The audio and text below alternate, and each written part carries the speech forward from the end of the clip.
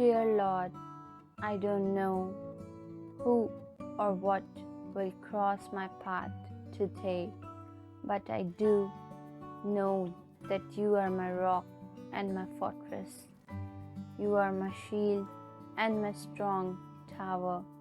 Help me to anchor myself to you today. Teach me how to stand strong in you and choose only your way today.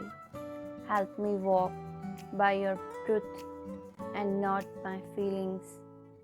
Help me to embrace anything that comes my way as an opportunity to see you at work and as opportunity to point others to you. Amen.